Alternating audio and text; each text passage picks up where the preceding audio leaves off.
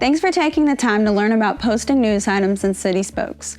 One of the best ways you can grow your business is by being the business that customers think of when they need the products and/or services that you provide. By posting interesting and helpful news items, you can reach the residents of your city, your county, and your state.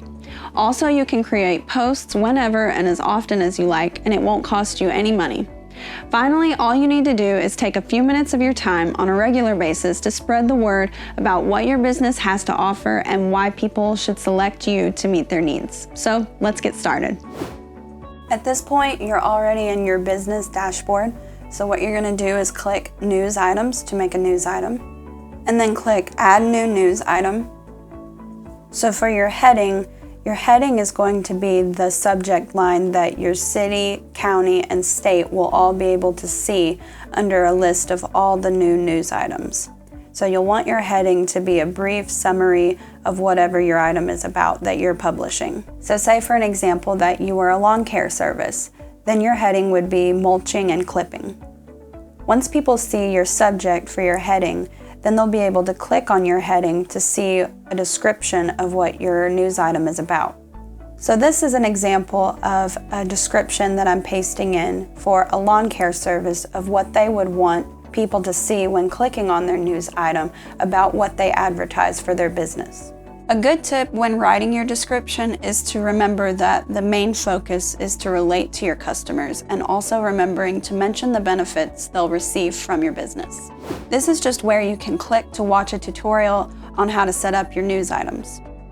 Then you'll have the option to choose your own image, so click Choose File and select the picture that you want to use and hit Open, and then your picture will be loaded into the news item. Then in link URL, this is where you're going to paste in a link of your choosing for your news item. For an example, I'm just using a Wikipedia article on mulch. So to make sure that your link is displayed in your news item, you'll want to make sure to hit the display link box in order to display your link to your website.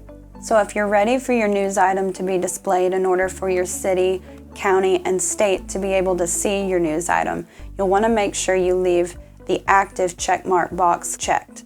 And if you're not ready for them to see your news item yet, just leave it unchecked. And you'll check this box in order for your news item to appear in the filter page for home and building. Once you're done filling in all of the required areas, you'll be ready to hit submit in order to publish your news item. Now you'll be able to see your news item published, and it will say active.